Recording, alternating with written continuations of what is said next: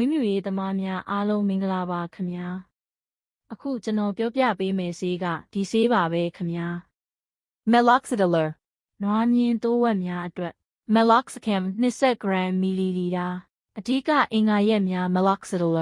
Meloxicam 20 ဂရမ်နှင့်တာရှည်ခံဆေးအဖြစ်အီသနော150 ဂရမ်ပါဝင်သည်နွားများအတွက်အသက်ရှူလမ်းကြောင်းဆိုင်ရာယောဂပိုးဝင်ခြင်းဝမ်းလျှောခြင်းနို့တယ်တစ်ရှူးရောင်ရမ်းခြင်းနှင့်ချို့ဖျက်ခြင်းကြောင့်ဖြစ်သောနာကျင်မှုများအားကုသရန်မြင်းများအတွက်ကြက်သားနှင့်အရိုးဆိုင်ရာယောဂများနှင့်ဘိုင်းအောင်ခြင်းခေါက်ကြောင့်ဖြစ်သောနာကျင်မှုကိုသက်သာရန်အတွက်ကုသနိုင်သည်ဝက်များအတွက်ရုတ်တရက်ယောဂပိုးမပါသောလှုပ်ရှားမှုဆိုင်ရာယောဂများနှင့်မိခင်သူညရက်များတွင်သားမွေးပြီးနောက်သွေးစိတ်တက်ခြင်းယောဂပိုးဝင်ခြင်းများအားကုသရန်အတွက်အသုံးပြုနိုင်ပါသည်တိုးများအတွက်နာကျင်ကြိုက်ခဲမှုနှင့်ရောင်ရမ်းမှုကိုသက်သာစေရန်အတွက်အသုံးပြုနိုင်သည်ဆေးအသုံးပြုရန်အချိန်နွားများတွင်အသက်ရှူလမ်းကြောင်းဆိုင်ရာယောဂပိုးဝင်ပါကတင့်တော်သောပရိဇီဝဆေးများနှင့်အတူအသုံးပြုနိုင်သည်နွားကလေးများနှင့်အရွယ်ရောက်နွားများတွင်ဝမ်းလျှောပါကရေဓာတ်ဖြည့်တင်းကူထုံးနှင့်အတူအသုံးပြုနိုင်သည်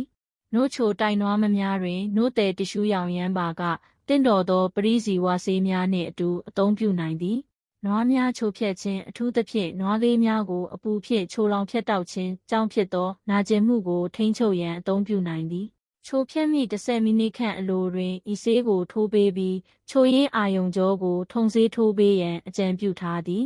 မြင်းများကြက်သားနှင့်အရိုးဆိုင်ရာယောဂများအားကုသရန်စတင်ခြင်းနှင့်ဘိုင်းအောင်ခြင်း colic နှင့်ဆက်ဆက်သောနာကျင်မှုကိုသက်သာစေရန်တစ်ကြိမ်တည်းအသုံးပြုနိုင်သည်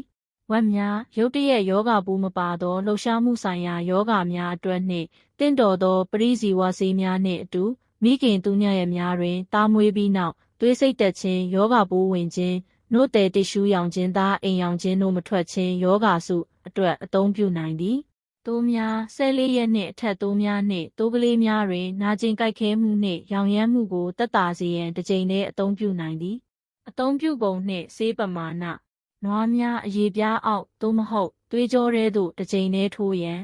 ကို4ကြိမ်1ကီလိုဂရမ်လျင်ဆေးMeloxicam 3.5 ဂရမ်ကို4ကြိမ်100ကီလိုဂရမ်လျင်ဆေး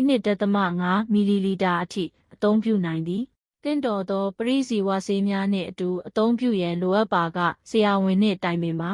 ကို4ကြိမ်50ကီလိုဂရမ်အောက်နွားကလေးများအတွက်ကို4ကြိမ်20ကီလိုဂရမ်လျင်ဆေး3.5မီလီလီတာနှုန်းဖြင့်တွက်ချက်အသုံးပြုနိုင်သည်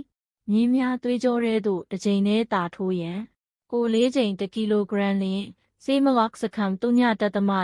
ဂရမ်ကို4ကြိမ်100ကီလိုဂရမ်လျင်ဆေး3.0မီလီလီတာအထိအသုံးပြုနိုင်သည်ဝက်များကြက်သားထဲသို့တစ်ကြိမ်တည်းသာထိုးရန်လိုအပ်ပါက24နာရီကြာပြီးနောက်တစ်ကြိမ်ထပ်ထိုးနိုင်သည်ကို4ကြိမ်1ကီလိုဂရမ်လျင်ဆေးMeloxicam 3.4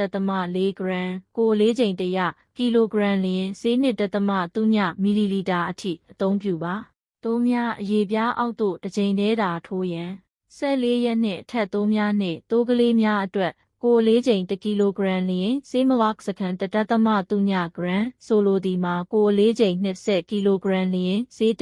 1.0မီလီလီတာအထိထိုးနိုင်သည်သိုးအသားစာရန်17ရက်နို့အတွက်ဆေးခန့်မှတ်ချိန်35ရက်နွားအသားအတွက်10ရက်နို့အတွက်ဆေးကုသစဉ်ကာလနှင့်နောက်ဆုံးဆေးထိုးပြီးနာရီ84 3ရက်ခွဲအတွင်းတို့ကိုစွန့်ပစ်ရမည်အသားစားရန်28ရက်သိမ်းစင်းနှင့်6တွေ့အေးမြသောနေရာတွင်သိမ်းစီပါ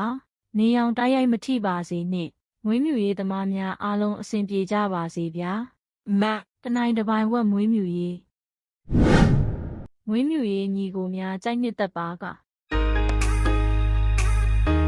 like follow subscribe လေးလုပ်သွားပေးပါအောင်ဗျာကျေးဇူးတင်ပါတယ်ခင်ဗျာ